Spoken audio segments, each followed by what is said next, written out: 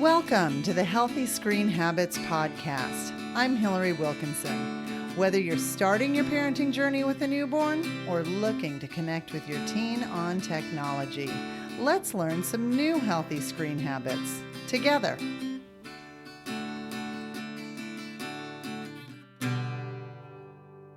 You're listening to Season 3, Episode 5 of the Healthy Screen Habits Podcast. My conversation today is with an author, speaker, and activist focused on helping humans finding their true north. At its core, her work is about the obstacles that prevent people from being our most authentic selves and how to overcome them. She's a New York Times bestselling author of the anti-helicopter parenting manifesto, How to Raise an Adult, which gave rise to a popular TED Talk, and is also the author of Your Turn, How to Be an Adult. Julie Lythcott-Haims served as Dean of Freshman and Undergraduate Advising at Stanford University before becoming the Associate Vice Provost for Undergraduate Education at Stanford.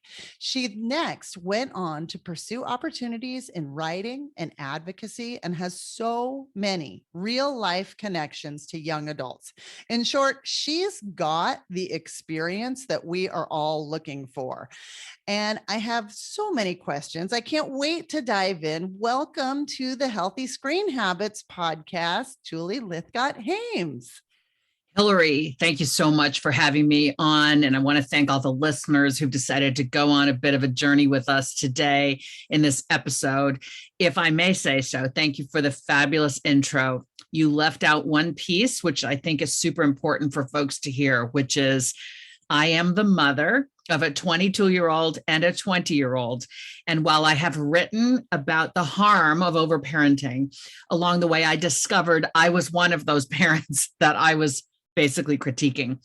So I'm here with some form of expertise from my professional life, but also with the expertise we all have as parents trying to do our best raising our kids. So I want to be sure that folks know as they listen to me, because I tend to be strident and blunt and frank, that folks know I'm not judging anybody more harshly than I'm judging myself. And I'm in this to help all of us live better lives. So my own kids are very present in my mind as I have this conversation with you and your listeners today, Hillary. Oh, thank you. So we're in this time of kind of unprecedented access to information, but yet we seem to struggle more than ever with the challenges of overparenting and screen time management. And because your path in life and experience has led you sort of into this realm, you have this superpower of being visionary in the long game of raising not a child, but an adult. And so you living in Silicon Valley, you have a very interesting perspective on technology. And can you talk a little bit about how your experiences may have affected your own path in parenting your two kids, or how you have seen it affect others? I think the intersection of overparenting and technology for me is when we're overparenting, particularly if we're the type that's trying to be our kid's best friend. So we're just trying to, we want to have a great relationship with them, and we want to always say yes, and we want to be their best friend, and we want to just help them out wherever we possibly can. All of this very animated by love. We are failing to set boundaries, rules, expectations, hard lines that we want our kids not to cross. We're so worried about them liking us and kind of just showing up and being helpful and useful that we're failing to show up in our authority as the elders in their lives who are supposed to be articulating values, expectations, boundaries, using good judgment and all of that. And this is where technology and screen time comes in. If we're so needing our kids to like us that we're trying to just smooth the path and we never want to say no, it's impossible for us to set expectations around screen use. I am a case study in this. I can tell you that I know the experts have said, don't charge your phones in your bedrooms at night. There are people who have written about this extensively, Tiffany Schlein, Common Sense Media, all kinds of people who are experts in this area will say it's a healthy family habit to have the phones charging outside of the bedrooms for everybody. I know this, and yet I was not the parent who could set that expectation in my own house. Why? Because I didn't want the blowback. I just was trying to make things easy and smooth. And therefore, I didn't say, folks, we need to not have phones in your bedrooms or your dad's in my bedroom at night. And I'm telling you this because I know I did not feel confident that I could stand in my spot, as a couple of writers with a forthcoming book put it, stand in my spot as a parent and say, this is the rule in our house. I was afraid to set the rule. I think I was afraid my kids wouldn't listen, or my kids wouldn't like me, or things would be, challenging in the house. So for those raising kids who are younger, ask yourself, ask yourself this. This is how Ole Jorgensen and Sherry Glukoff-Wong put it in their forthcoming book, which is about parenting from your spot. They say, you don't compromise on seatbelts. You make your kid wear a seatbelt. If they refuse, you're not gonna move the car, period. We are clear. This is our authority. This is a rule. And we have to ask ourselves, okay, we know the research about how excessive screen time is harmful to kids and how they need to have their sleep and how they need to have a good hour of no screen time before sleep if they're to have sleep, right? We know this. If we could treat the imperative around healthy screen habits the way we treat the imperative to wear a seatbelt, we would do it. We simply don't feel we have the authority over that topic. And it's our inability to claim the authority that's the real problem there. I could not agree with you more. And that comparison between cars and technology is one that gets used often. So I love that you access that, because it's one that we do reference, and we wouldn't hand a 15-year-old keys to a Ferrari and say, make good choices, Yeah. So we Right. need to approach it with the same eye for safety that we do with driving these thousands of pounds hunks of metal that we drive around. Right. Yeah.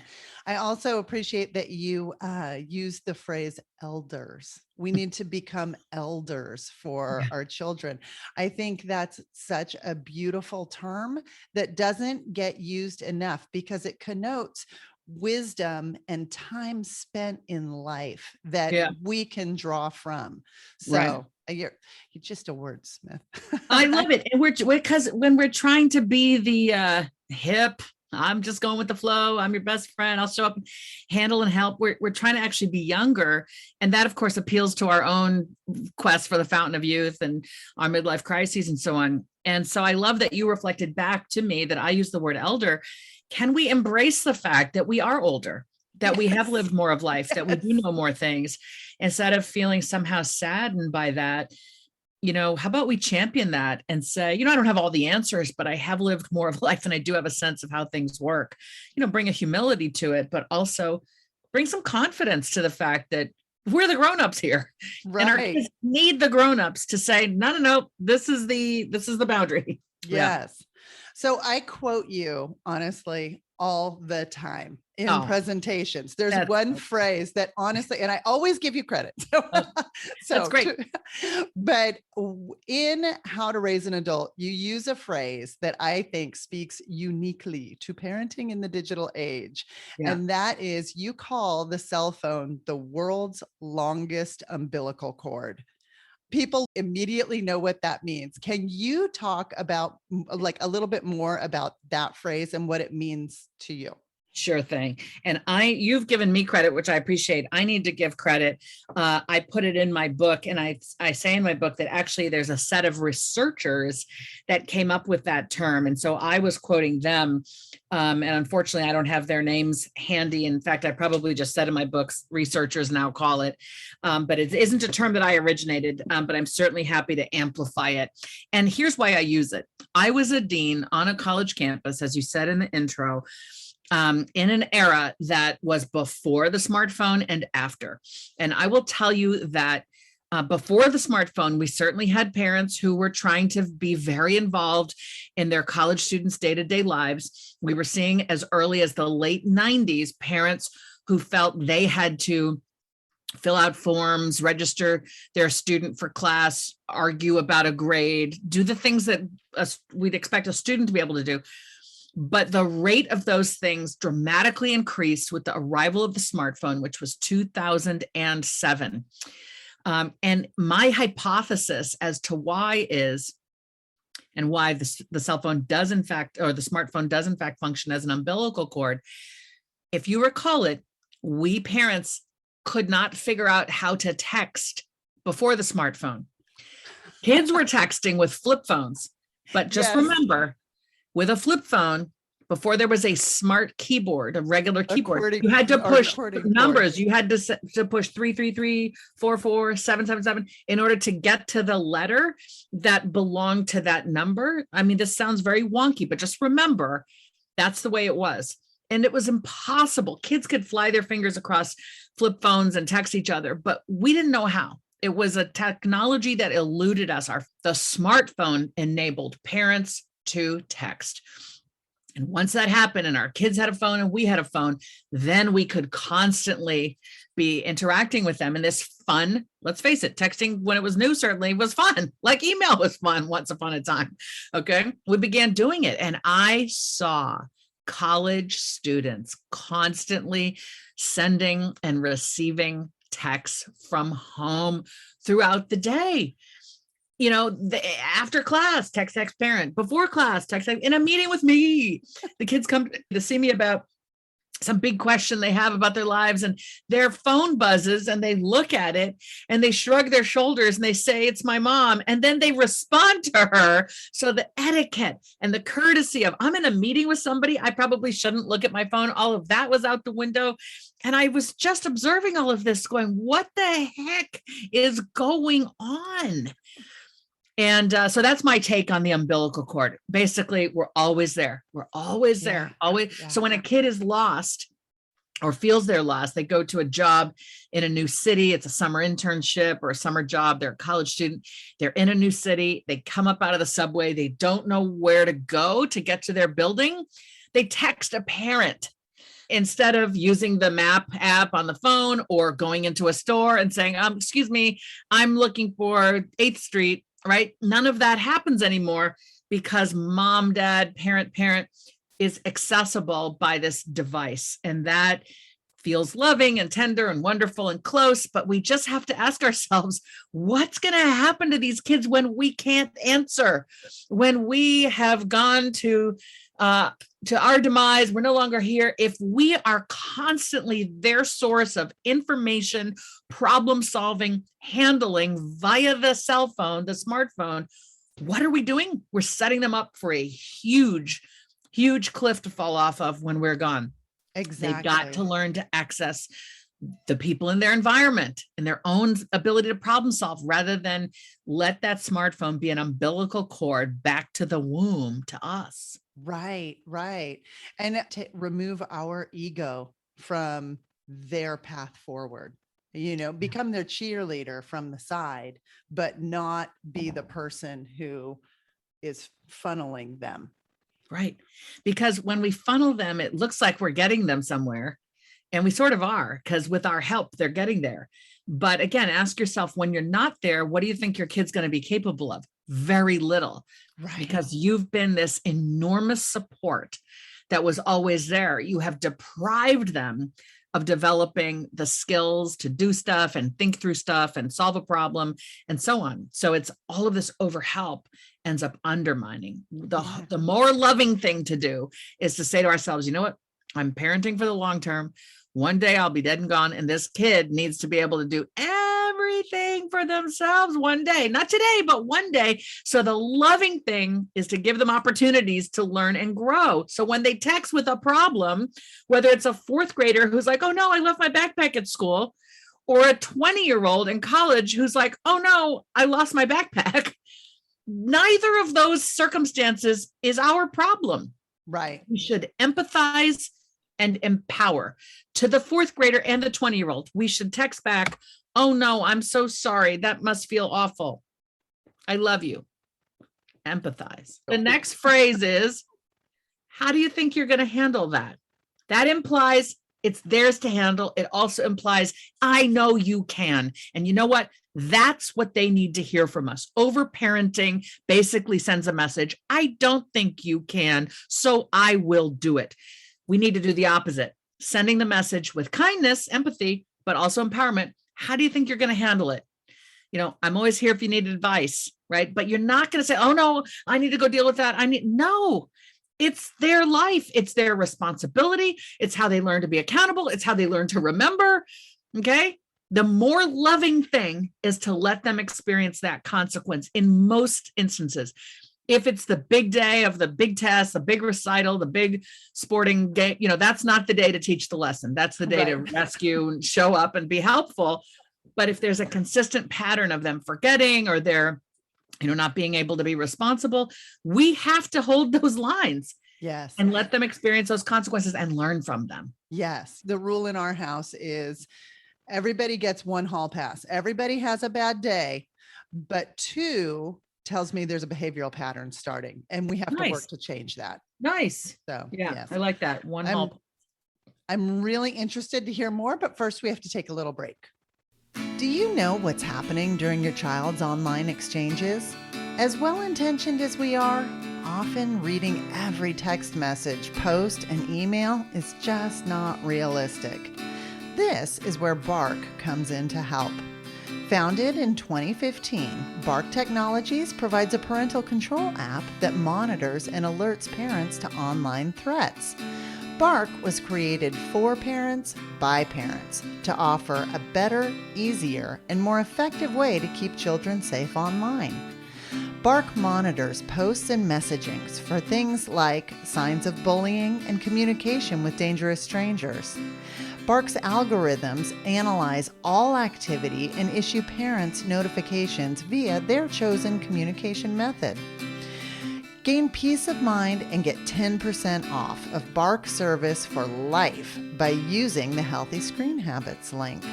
Go to our website at healthyscreenhabits.org, click on the Tools button in the drop-down menu, and look for products we endorse to find Bark. It will be the easiest click you make all day. Peace of mind is just a bark away. My guest today is Julie Lythcott-Haims. Julie currently serves on the board of Common Sense Media and the Black Women's Health Imperative, and on the advisory board of leanin.org and Parents Magazine. Since publishing How to Raise an Adult in 2015, our world seems only to have kind of increased in this swirl of tech involvement in all areas. And that being said, I do believe there's, just from the work that I've done, there's a greater awareness for the need for intention around parenting and our digital life. Somehow the term #adulting got associated with all like negative things in life. And it speaks to like just what we were talking about prior to the break about this phrase adulting. How did that come to be? Oh, I have a lot of thoughts. First is compassion, frankly. A bunch of millennials, quite some time ago now, began saying, I don't know how to adult. I don't want to adult. Adulting is scary.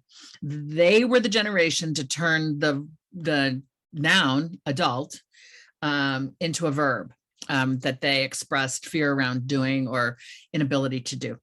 I can only presume that our having raised them with such close hovering by us resulted in them emerging out from 18, 19 into the world of college or the workplace or trade school or community college, less equipped to do stuff. Why? Because we had handled too much. We had tracked their deadlines. We had brought them their backpack when they forgot it. We had tied their shoes too long. We cut their meat too long. We didn't teach them to cross the street because we were so afraid. We just constantly looked both ways for them. We did all of these things to be loving and protective, but then they are grown and they go out and they're like, whoa, I can't handle any of this. Childhood was supposed to be this lovely gradual on-ramp to adult life. And instead it's been this very protected, caretaken period of life. And then we're like, hello, now you're an adult. Well, of course they're terrified. So I think it is in part in response to the way in which they were perhaps over-tended in childhood, making them less prepared for adulthood. Let me be clear on the definition. Adulting is simply being more or less responsible for yourself, whereas in childhood, you are more or less the responsibility of someone else, assuming your parents are able and capable. Okay, that's the shift. It's like you go from being in the car seat where someone else is driving you through life to being in the driver's seat, to get back to our car analogy, which is perfect for so many reasons. Okay, doesn't mean you don't have a community and people who love you, but you're more or less responsible for what I call the 4 B's: your body, your bills, your belongings, your business. Okay, you got to be responsible for yourself. So there's a whole generation of folks who felt, I don't want to, I can't, I'm terrified. And for reasons I've said. Another reason is, frankly, to be really honest, I think we've managed to make adulting look just boring and awful. The adults in our kids' lives, if you think about it, when we're hovering, when we're always there, when we always have to know, how'd you do on the quiz? What happened on this test? Why didn't your play date with so-and-so happen? When we're just obsessed over every moment, imagine the child looking into the face of a grown-up parent today. Parents look stressed, parents look anxious, parents look worried, or parents are constantly just there, like watching your life. We have not modeled a healthy, balanced adult life. When I was a child, I'm Gen X, I'm 54. The adults looked like they were having so much fun. I couldn't wait to be an adult. Right. They drive a they car. hung out with each other. They went, they had dinners and they went to concerts and they went to ball games, and they didn't, we weren't their everything. We mattered to them, but they also had other things going on, which frankly is the healthy balance. We wanted to grow up and be like them, like, look how free they are. I think the way we've parented has made adulthood look unattractive. So recognizing that is kind of a millennial trademark. Have you seen a shift in the pendulum at all? I don't even know. Are Gen Zers old enough to be entering into that phase yet? Gen Z is a whole new kettle of fish, and I'm so excited for Gen Z because they are fed up. They are fed up with all of it. And they have technology plus voice. They have a clear sense of right and wrong, and that the elders have failed them around gun safety and climate and socioeconomic stuff and race. They just fed up, and I love them. And many of them have been overparented and are also saying, I don't know how to adult. I'm scared. So we shall see. I think that the very interesting question is, how are millennials, if they're choosing to have kids, and of course many of them aren't, but those who are, how are they parenting? Are they amping it up, and are they uber over parenting to the nth degree, so that they've got the Instagram comparable perfect child, perfect toddler, perfect everything? Or are they saying, oh my gosh, my parents were so hovering over my life, I'm going to give my own child more room to grow, more room to fall and fail and learn lessons and become healthy and whole? I mean, because I think what I'm really trying to say is, the research is clear that there's a correlation between overparenting and undermining mental health. And a lot of millennials are coming to terms with the fact that, oh, my anxiety might have something to do with my parents always making sure everything was fine, always, not letting me have my feelings, but like smoothing the path so I never experienced anything bad. There's research that shows that contributes to anxiety in young people. So if they know that, if they've learned that lesson through their own journey, maybe now they're pivoting and are behaving in a more healthy way with their own kids. So the children of millennials, we shall see who they become. Are they going to be overparented, or is the pendulum swinging back? Okay. So what areas of digital life and screen habits do you see as being the most problematic for young adults today? When I talk to young people, they say, I've never had any downtime. I'm afraid of downtime. Oh. I'm afraid if I'm not constantly doing something, I'm flawed. Something's wrong. And I think this is where technology sort of feeds you have some downtime, you're waiting in a line, you've ordered some food and it's not here, look at the phone, right? You always have to be sort of, I don't know, experiencing new information. You always have to be scanning. You always have to be checking. You always have to be looking for your notifications and what are your friends doing and so on. There isn't this space anymore to breathe, to just be alone as a human in nature, in your own home space, where we just do nothing. Mm-hmm. There's been all of this language around that being non-productive or a waste of time, when people who study what it makes us well insist that, no, we need some downtime. We need some time when we are not doing any of these things in order to heal, create, relax, regulate, all of that. So that's what I think it's the omnipresence. And I'm guilty of I'm as guilty of this as anyone. I've just said to myself, God, Julie, put the phone down. I can get into this endless loop of checking. I go from my email to my Instagram, to my Twitter, to my Facebook, to check how my TED Talk is doing, to check how my books are selling. I just can go on this loop. And then when I'm done checking in on how my books are selling, I can go back to my email. I can just do this loop for hours. Mm-hmm. And I know if I'm guilty of it, we can all be guilty of it. We've got to figure out, they've built these things to be addictive.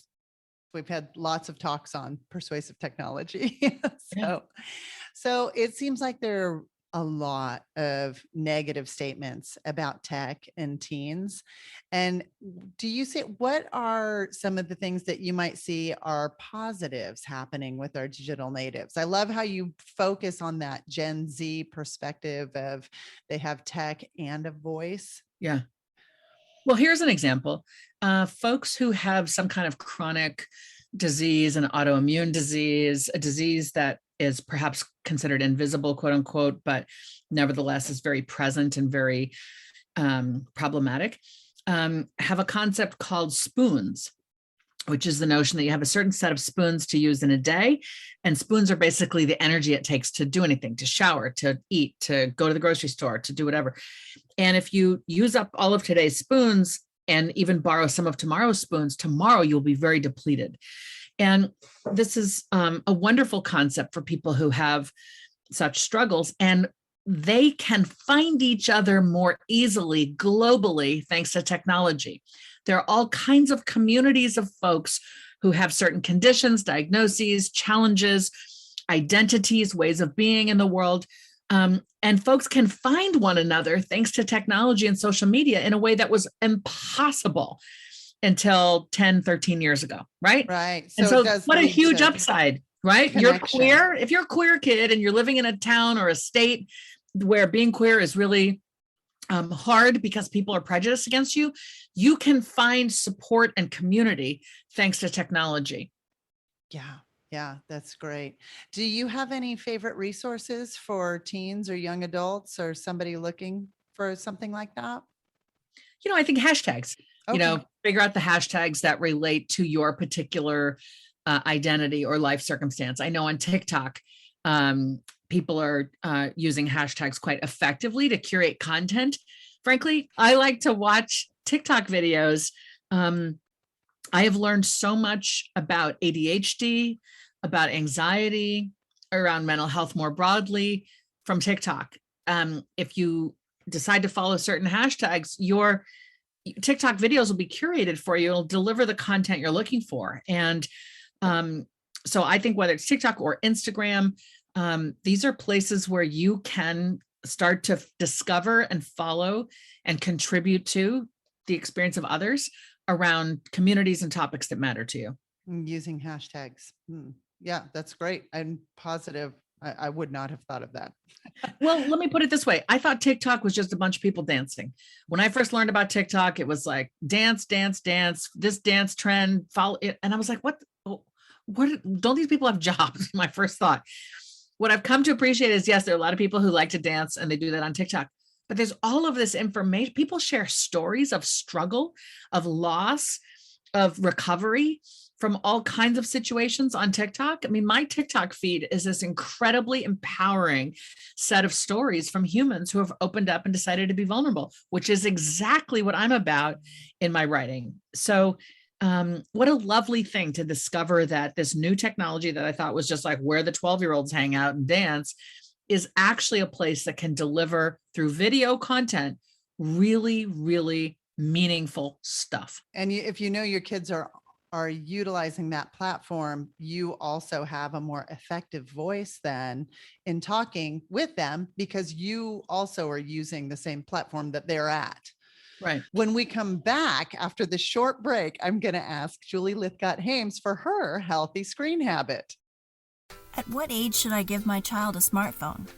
How much screen time should I allow each day? What are the best filters to use on my family's devices? Sound familiar? These questions and more are answered at the Healthy Screen Habits website. We've curated the best articles, books, videos, and many other resources to help you figure out how you want to use technology in your life. Click on the awareness section to learn about the issues and dangers surrounding screen use. Then click on the tools page to download printables you can use with your family today, including the Healthy Screen Habits Family Technology Plan.